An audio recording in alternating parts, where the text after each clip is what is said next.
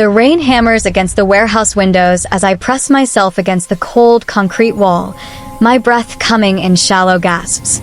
My fingers tremble as I check my phone one last time.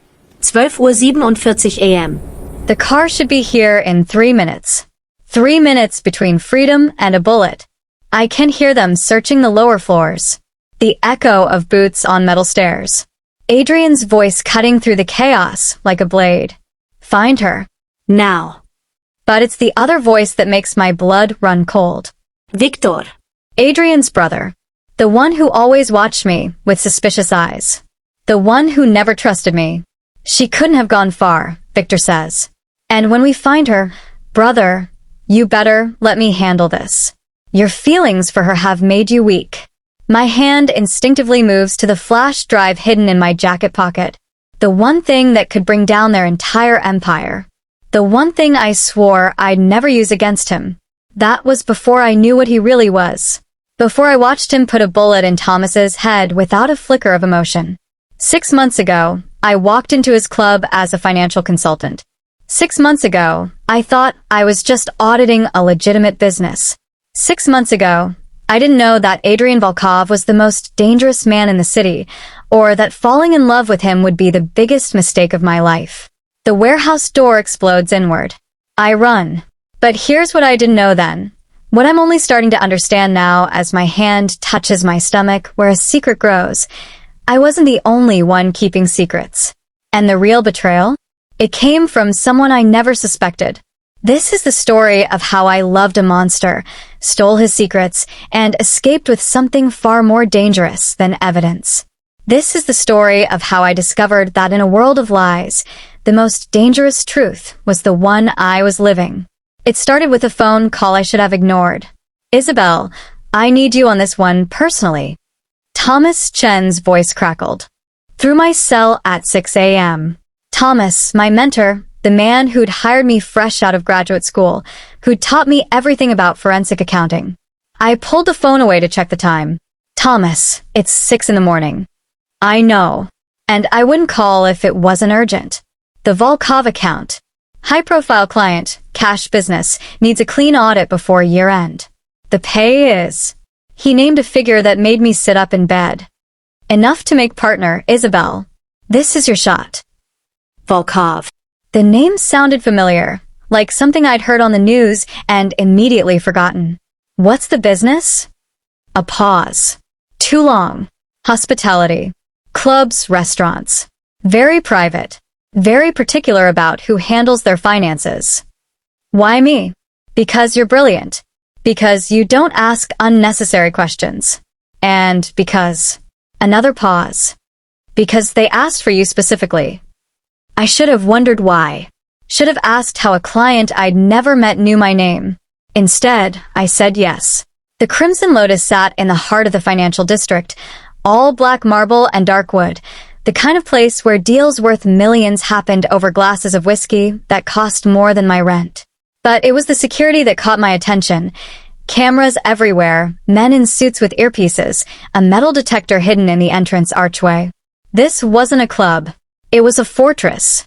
Adrian met me in his private office on the top floor, floor-to-ceiling windows overlooking the city, like he owned every building, every street, every soul below.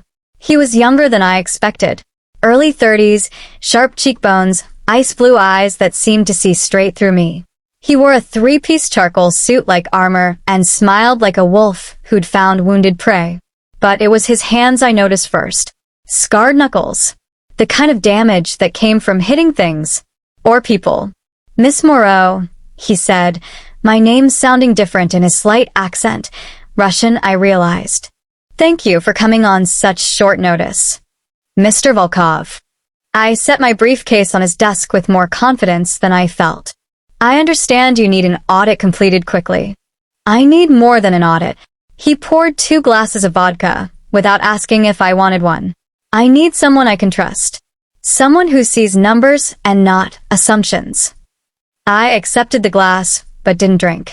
What kind of assumptions? His smile widened. You tell me. What do you see when you look at me, Isabelle? The use of my first name should have felt presumptuous. Instead, it felt intimate. Dangerous. I see a successful businessman who values privacy. Diplomatic. He raised his glass. But we both know you're wondering why a man like me needs someone like you. The answer is simple. I'm expanding.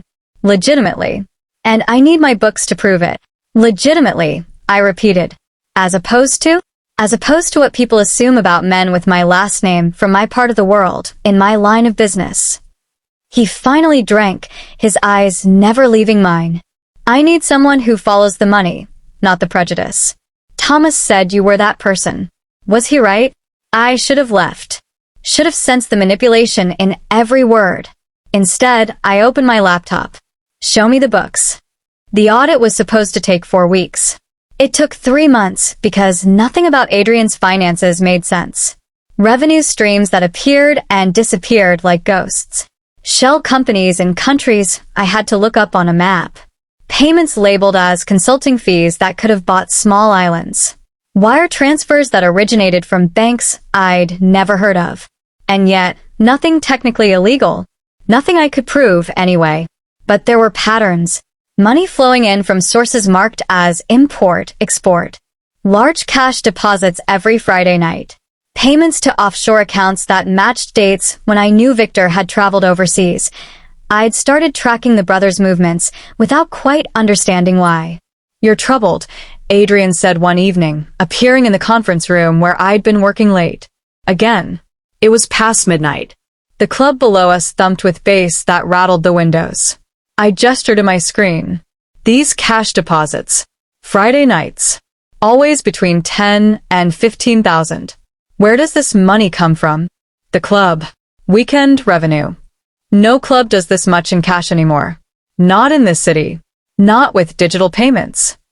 He set a container of still warm borscht on the table beside my laptop.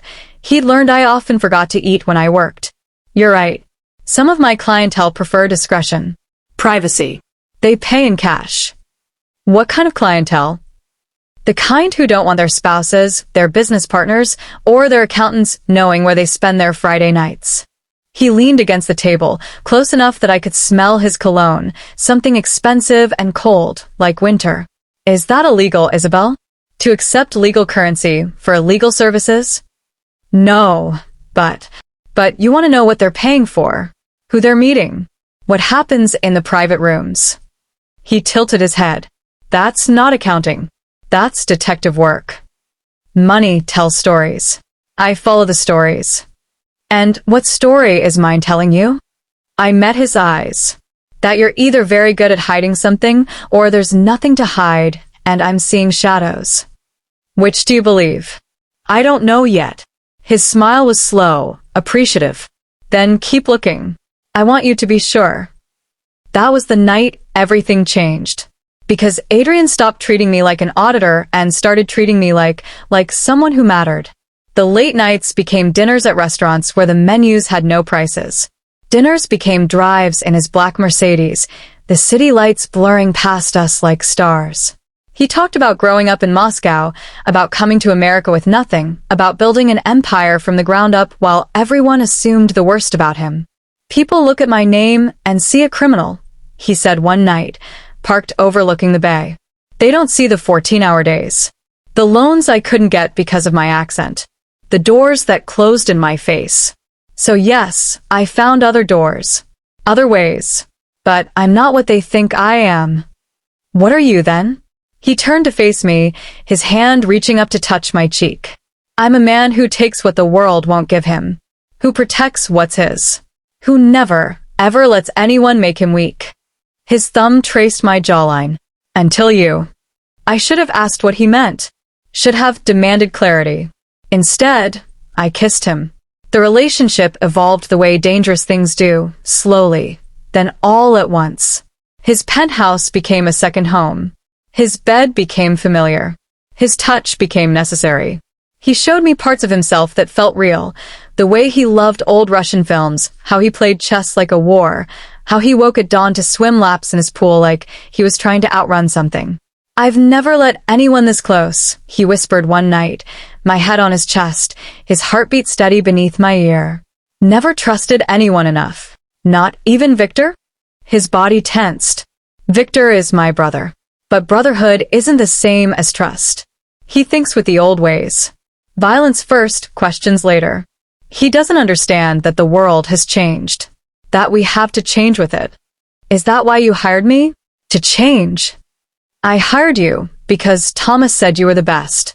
I kept you because you look at me and see Adrian, not Volkov. You see the man, not the myth. He turned to face me. Do you know how rare that is? I traced the scar on his collarbone. He never told me where it came from. Adrian, what exactly is your world?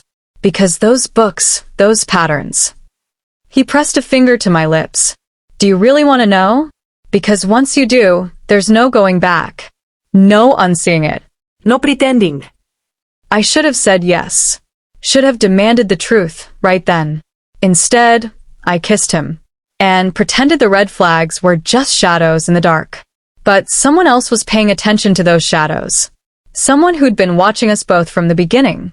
And he was about to tear everything apart. The illusion shattered on a Tuesday night, but the cracks had been forming for weeks. It started with small things. Thomas calling at odd hours, always when Adrian was in the room. Victor's cold stares across the dinner table when Adrian invited me to family meals. Files on my work laptop that I didn't remember opening. The feeling of being watched even when I was alone. I told myself I was paranoid. Told myself love made you see threats that weren't there. I was half right. I'd left my portfolio at Adrian's office and went back to retrieve it after midnight, using the key he'd given me, a symbol of trust one wore on a chain around my neck. The club was closed, the lights dim, but voices echoed from the private room in the back. The one Adrian said was just storage. The one that was always locked. Until tonight. I should have called out. Should have announced myself. Instead, I moved closer, my heart hammering because one of those voices was Thomas. Through the crack in the door, I saw them. Victor and 4 men in suits surrounding someone tied to a chair, face beaten bloody, barely conscious. And Adrian, standing to the side with his arms crossed, his expression carved from stone. But it was the man in the chair that made my blood freeze. Thomas. My mentor. My friend. The man who gave me this job. I asked you a question, Thomas, Victor said, his accent thicker than Adrian's, his voice dripping with contempt. How long have you been working for the Kozlov family? I don't know what you're. Victor's fist connected with Thomas's jaw. The crack echoed. Don't insult us. We found the wire transfers. The meetings. The copies you've been making of every file Isabelle produces. He glanced at Adrian. This is what happens when you trust. Outsiders, brother. When you let sentimentality cloud judgment. Adrian's expression didn't change. Thomas. Last chance. Why did you plant Isabelle in my organization? Plant? The word hit me like ice water. Thomas spat blood. I didn't plant her. She doesn't know anything. I just used her credentials. Her access. She never knew, I swear. Liar. Victor pulled out a gun. She's been feeding you information for months. The audit was a cover. Kozlov sent you both to... No. Thomas's voice cracked. Not her. Never her. I recruited her. Yes, but not for this. Not for him. He sobbed. I just wanted to skim a little. Enough to pay my debts. Isabelle was supposed to be legitimate cover. Someone clean. Someone you'd never suspect. But then you fell for her, Adrian, and that complicated everything. Complicated? Adrian's voice was quiet. Deadly. You put a target on her back. Kozlov knows about her now. Knows I care about her. And you think that's just complicated? I can fix this. I can tell Kozlov she's just a consultant, that she doesn't mean anything. But she does mean something, Adrian said softly. And now you've made her a liability. He nodded at Victor. The gunshot made me bite my hand to keep from screaming. Wrong answer, Victor said, lowering his weapon. He turned to Adrian. Now her. We find Isabelle. We end this clean. Kozlov will think they both died in a business dispute. Problem solved. No. Adrian. I said no. Adrian's voice was steel. Isabelle had nothing to do with this. She's innocent. Innocent. Victor left. There's no such thing in our world, brother. You know this. She's a loose end, a witness. And worse, she's a weakness. Kozlov will use her against you the first chance he gets. He holstered his gun. If you won't handle it, I will. You touch her and you'll answer to me. The brothers stare at each other. The air crackled with violence about to break. Then she disappears, Victor finally said. Tonight. You make her disappear, or I do. Your choice. I ran. Down the back stairs, through the kitchen, my shoes slipping on tiles slick with, I didn't let myself think about what. Out the service entrance, into the alley, where I'd parked. My hands shook so hard I could barely get the key in the ignition. Thomas was dead. Thomas had used me. Thomas had put me in Adrian's path like bait. But worse, so much worse, Adrian had known. Maybe not at first, but he'd known, and he'd still let me fall in love with him. Still touched me, held me, whispered promises he knew he couldn't keep. My phone buzzed. Adrian. Isabelle, where are you? We need to talk. Now. I drove. 50 miles before I stopped at a gas station, threw up in the bathroom, and tried to think. If Thomas had been skimming, using my credentials, that meant my digital signature was on everything. Every transaction, every payment, every piece of evidence. I was either a witness or an accomplice. And in Adrian's world, both were death sentences. I went to my apartment only long enough to grab my emergency bag and my laptop. That's when I found it. The flash drive taped under my desk drawer with a note in Thomas's handwriting. The paper was old. Months old. Isabelle, if you're reading this, I'm either dead or arrested. I'm sorry I got you involved. I thought I could skim just enough to pay off my gambling debts and get out clean. But Kozlov found out, and now he's forcing me to gather evidence on Volkov. Everything that proves he's not just running clubs, but weapons, trafficking, money laundering. This drive has it all. Every transaction, every shell company, every politician, and cop on his payroll. Get it to Agent Sarah Martinez at the FBI. She's clean. She's been trying to build a case against both families for years. This will give her everything she needs. I know you love him. I see it. But Isabelle, he's not who you think he is. No matter what he's told you, no matter what you feel, he's a killer. And if you stay, you'll become one too. Or you'll end up like me. I'm sorry. For all of it. You deserved better. T. My phone rang. Adrian again. I stared at his name on the screen. The photo I'd taken of him laughing, genuinely happy, human, and felt something break inside me. I answered. Isabelle, sweetheart, where are you? His voice was careful, controlled. The voice he used when negotiating deals. Whatever you saw, whatever you think you saw.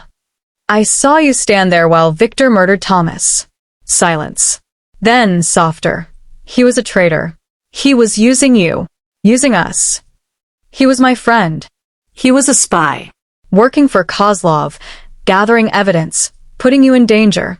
Everything you've touched, every file you've created. It's all part of his plan to take me down. I was protecting you. By standing there while your brother put a bullet in his head? Would you have preferred I did it myself? The edge in his voice cut. This is my world, Isabelle. This is who I am. I told you there'd be no going back, once you knew. Well, now you know. You killed him. I did what was necessary. Just like I'll do what's necessary to keep you safe. Victor wants you dead. Kozlov wants you as leverage. You think you can just walk away? You think I can let you? My breath caught. Let me? I love you. The words should have sounded desperate. Instead, they sounded like a threat. I love you more than I've ever loved anything. And I will burn this entire city down before I let anyone take you from me. So tell me where you are. Let me send someone to get you. Let me protect you. Like you protected Thomas? Thomas betrayed me. You wouldn't do that. You couldn't. You love me too much. I don't even know who you are. Yes, you do. You know exactly who I am. You've always known. You just didn't want to admit it. His voice softened. Come home, Isabelle. Please. We'll figure this out. Together. I hung up, powered off my phone, and started planning my escape. It took 2 weeks to prepare. 2 weeks of staying in cheap motels under fake names, paying in cash, never staying anywhere more than 2 nights. 2 weeks of watching over my shoulder, jumping at shadows. 2 weeks of piecing together just how deep Adrian's empire ran. Politicians, judges, half the police force. Even the FBI field office was compromised. Everyone except Agent Martinez. I needed to get to her. Get the evidence to her. Get far enough away that Adrian's reach couldn't find me. But then the morning sickness started. The pregnancy test in that Nevada motel room felt like a cosmic joke. 2 pink lines that changed everything. I was carrying the child of a man who wouldn't hesitate to kill me if I became a liability. A man I'd loved. A man I'd run from. A man who would never stop looking. I called Agent Martinez from a burner phone. This is Isabelle Moreau. Thomas Chin gave me.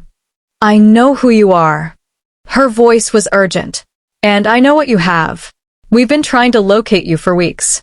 Volkov has every gang, every connection looking for you. Where are you? Nevada. I can get the drive to you, but I need protection.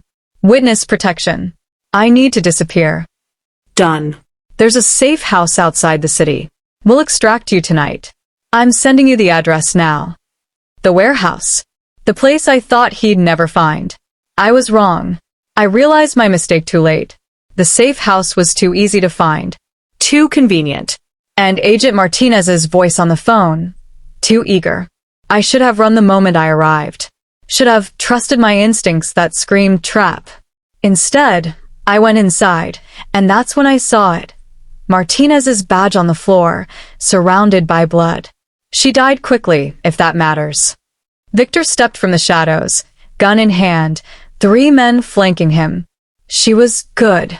Almost got away. But loyalty doesn't buy you much these days. He smiled. You should know that better than anyone. Where's Adrian? On his way. He wanted to be here for this. Sentimental fool. Victor gestured. And his men moved toward me.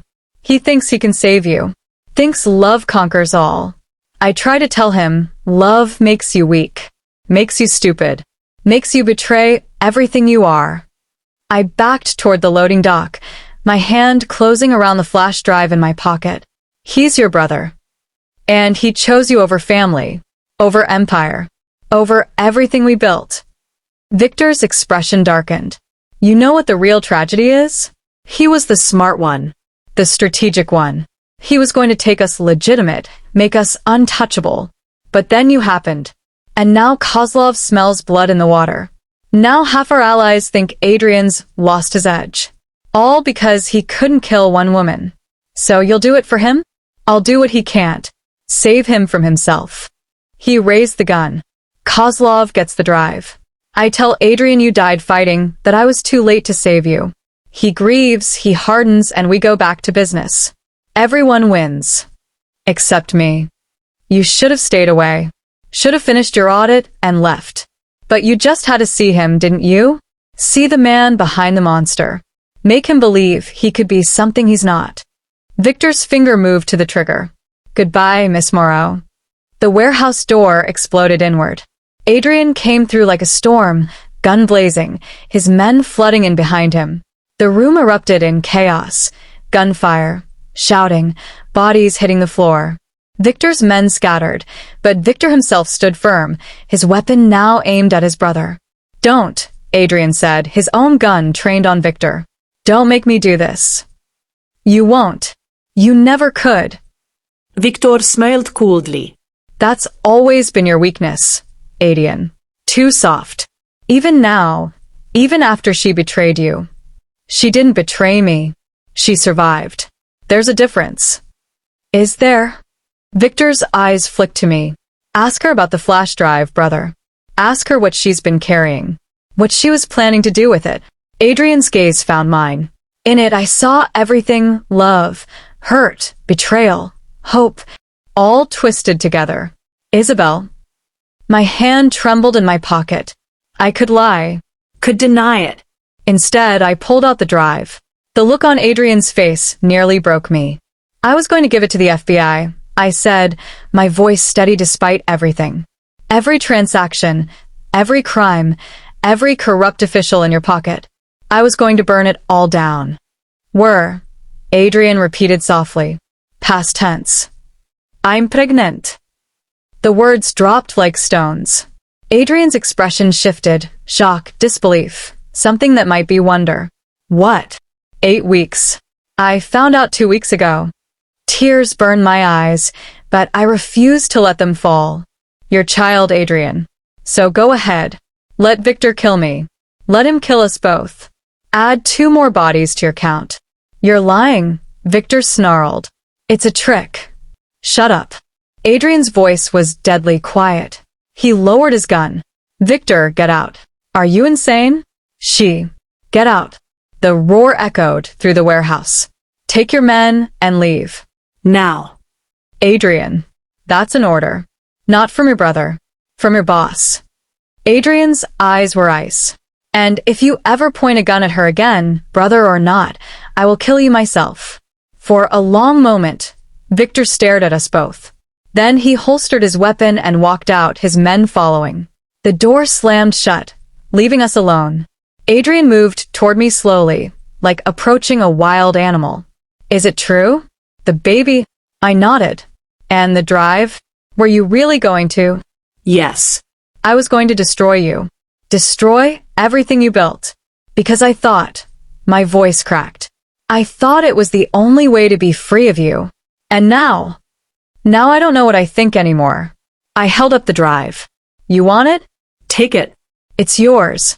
Everything you've done, everything you are, it's all right here. One piece of plastic that could end you. He didn't move. What do you want, Isabelle? I want to know if you meant it. When you said you loved me. If any of it was real. Every second. He took a step closer. Every moment, every touch, every word, it was real. More real than anything I've ever known. That's why it terrifies me. Why? Because love is leverage. And in my world, leverage gets you killed. He gestured around us. Look what it's already cost. Martinez dead. Victor turned against me. Kozlov circling like a shark. My empire crumbling because I couldn't. His voice broke. Because I couldn't pull the trigger. Because seeing you hurt would hurt me more than any bullet. That doesn't change what you are. What you've done. No. It doesn't. He held out his hand. But maybe it changes what I could be. You said once that money tells stories. Well, that drive tells mine. Every choice I made, every line I crossed, every person I hurt to get where I am. You could end all of it with one phone call. Or. He looked at me with eyes that held everything we were and everything we might never be. Or you could give me a chance to write a different ending. I should have walked away. Should have run while I could. Instead, I looked at the drive in my hand, at the man in front of me, at the impossible choice between justice and love. And that's when the laser sights appeared. 3 red dots on Adrian's chest. 3 on mine. Sniper positions from outside. Kozlov. Adrian breathed. The windows exploded in gunfire. Adrian lunged, tackling me to the ground as bullets shredded the air where we'd stood. We scrambled behind a concrete pillar, his body covering mine, his heart hammering against my back. There's a car, he gasped. Lua ding dock. Keys in ignition. Can you run? Not without you. Isabelle. If I leave, you die. If you stay, we both die. I grabbed his face, forced him to look at me. So we run. Together. Or we die together. Choose. For a heartbeat, he stared at me. Then he kissed me. Hard, desperate, final. Together, he whispered. We ran. The loading dock was a war zone. Adrian's men, bodies falling, the night lit up with muzzle flashes. Adrian kept me behind him, his gun barking, cutting a path toward the car. We almost made it. The bullet caught Adrian in the shoulder, spinning him around. He fell, and I screamed, diving to catch him. Blood spread across his shirt, dark and wet. Go, he gasped. Take the car. Please.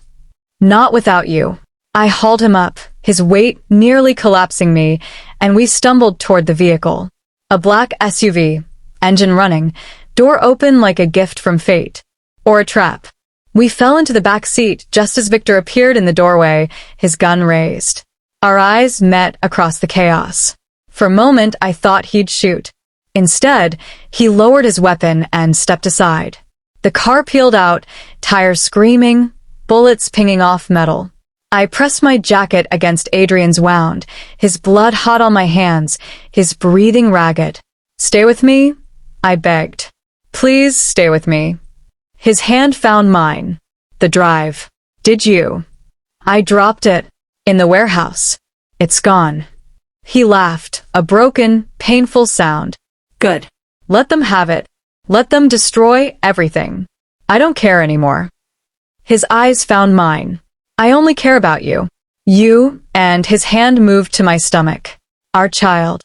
We need a hospital." No hospitals. "They'll find us." He pulled a phone from his pocket with shaking fingers, dialed.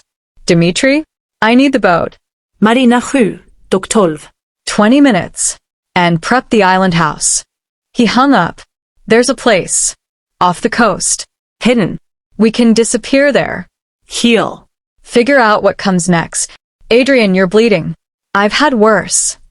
He touched my face, his fingers leaving blood on my cheek. "But I need to know. If I give this up, the empire, the power, all of it, if I walk away and become nobody, just a man trying to be better, would you stay? Would you give me that chance?" I looked at this man, this criminal, this killer, this person I loved despite every reason not to, and I made a choice. Yes. The news called it a massacre. Said the Volkov organization was destroyed in a war with the Kozlov family. Said both Adrian and Viktor Volkov died in the warehouse, their bodies burned beyond recognition in the fire that followed. The flash drive turned up in the rubble. The FBI used it to arrest 43 people, politicians, judges, cops, gang members from both families. The biggest organized crime bust in state history. No one looked for survivors. Dead men can't be found.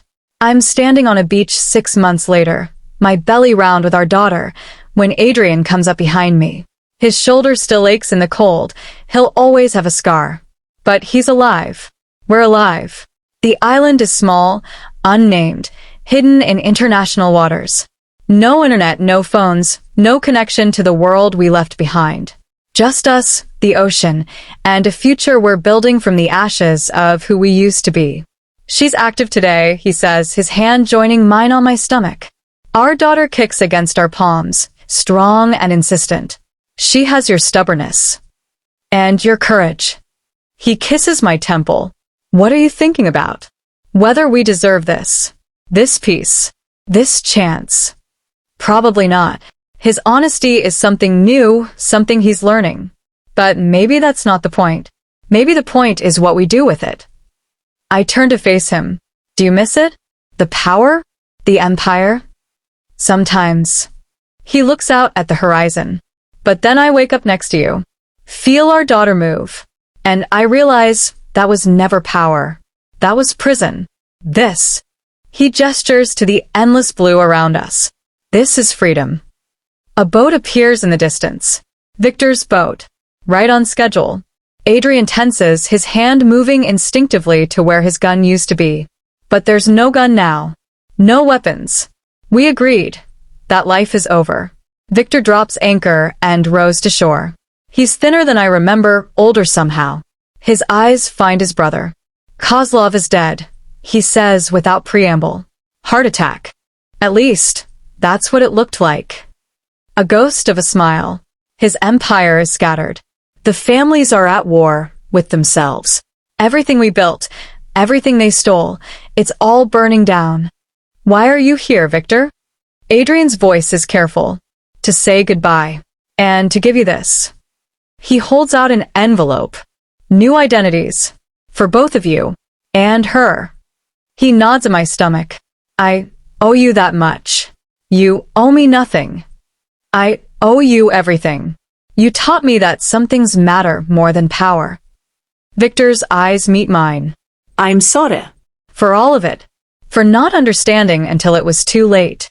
He turns to leave, but Adrian's voice stops him. Victor. The drive. Did you find it? A long pause. Yes. And I destroyed it. Every copy, every backup. Let the FBI have their arrests. Let them think they won. He looks back at us. But your secrets? Our family secrets? Those died in that fire. Along with the men we used to be. He rows away, and we watch until his boat disappears over the horizon.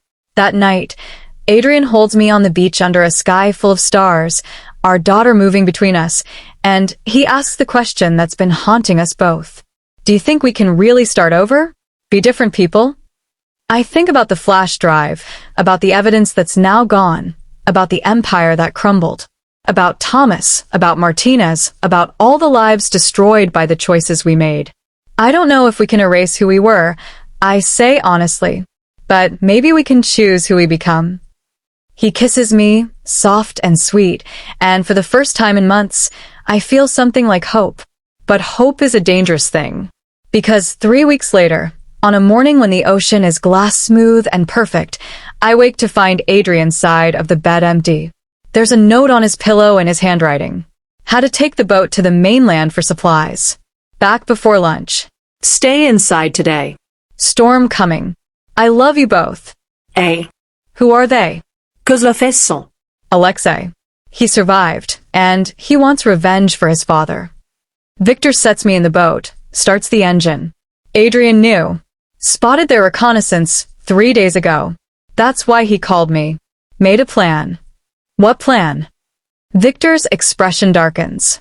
One where you and the baby survive. That's all that matters to him now. The island recedes behind us as another volley of gunshots splits the air. I scream Adrian's name, but Victor holds me down. He made me promise, Victor says, his voice rough. Promise that no matter what happened, I'd get you out. Get you safe. Get you to the hospital. So that's what I'm doing. We can't just leave him. We're not leaving him. He's giving us a gift. Don't throw it away. The labor intensifies as we race across the open water.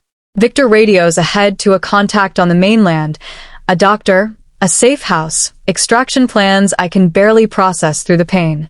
My daughter is born in a clinic 3 hours later. She comes into this world screaming, fighting, alive. Perfect. I hold her for the first time and see Adrian in every feature, his eyes, his stubborn chin, his fierce spirit. What will you name her? Victor asks from the doorway. I look down at this tiny person who cost us everything and gave us everything. Hope, I whisper. Her name is Hope. He'd like that. Victor steps forward, something in his hand. This was in his boat. He wanted you to have it if he can't finish the sentence. It's a letter. Sealed. My name on the envelope. I don't open it. Not yet. Because opening it means accepting that he's gone. And I'm not ready for that truth. Is he? I can't say the word. I don't know. I sent my own men back to check. But Isabelle, there were too many of them. The odds. Don't. I clutch Hope tighter. Don't tell me the odds. Just find out. Please. He nods and leaves. For 3 days, I wait. Hope nurses and sleeps and cries, and I go through the motions of being a new mother while my heart lives in. That moment on the island, wondering if Adrian is alive or dead. On the 4th day, Victor returns. His face tells me everything before he speaks. I'm sorry. The world tilts. Hope cries, and I realize I'm crushing her. I loosen my grip, try to breathe, try to exist in a reality where Adrian is gone. His body. My voice sounds distant, hollow. We couldn't find one. The cliff face was destroyed. Explosions, fire. If he fell, the ocean took him. Victor sits heavily. But Isabelle, no one could have survived that. Alexei's men confirmed the kill. Said they saw him fall. It's over. I nod mechanically. Open the letter with shaking hands. My Isabelle. If you're reading this, then I didn't make it back. I'm sorry. Sorry for bringing you into my world. Sorry for loving you when I had no right. Sorry for leaving you to raise our daughter alone. But I'm not sorry for the time we had. Every stolen moment, Every impossible dream, it was worth it. You made me believe I could be more than what I was born to be. Even if I failed, even if I die the same monster I always was, at least I died trying to be the man you deserved. Take care of Hope. Tell her about me. But tell her the truth. All of it. The good and the bad. Let her choose who she wants to be. Don't let my legacy poison her future. I've set up accounts in your new name. Enough money to last 3 lifetimes. It's clean money. I liquidated everything legitimate before we left. Use it. Don't be proud. Give our daughter the life I never could. And Isabelle, fall in love again. Find someone good. Someone who makes you laugh without looking over your shoulder. Someone who deserves you. Because I never did, but I loved you anyway. More than power. More than empire. More than life itself. You were my redemption. Even if I failed to earn it. Forever yours, Adrian. Victor will protect you. Trust him. He's different now. We both are. Were. Because of you.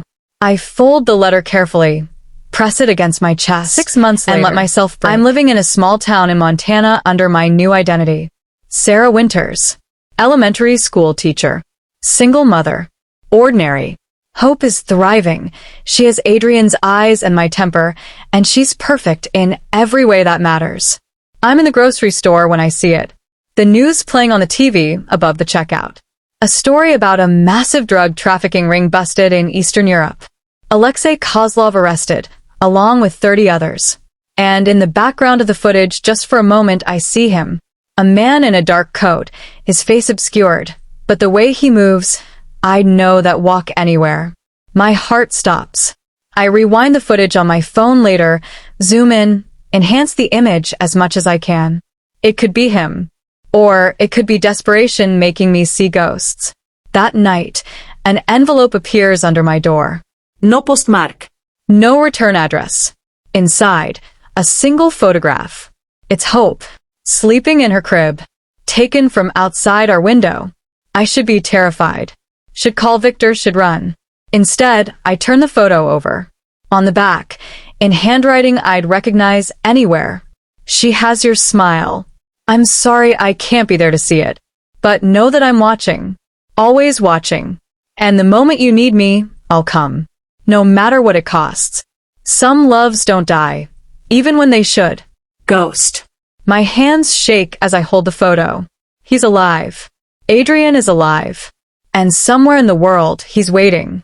The question is, do I let him keep waiting? Do I leave him in the shadows where he chose to stay? Or do I take hope and go find the ghost of the man I loved? I look at my sleeping daughter, at the life I've built from ashes, at the choice spread before me like cards in a deadly game. Tomorrow I'll decide. Tonight, I just hold Hope close and whisper the truth into the darkness. I love you. I still love you. And I don't know if that makes me strong or foolish. The only answer is silence. And the ghost of a promise that some stories never truly end. They just wait in the shadows for the right moment to begin again. If you enjoy watching and listening, kindly subscribe if you are yet, and click on the notification bell to get notified when another video drops. Don't forget to give this video a thumbs up and comment your thought. See you in our next tale.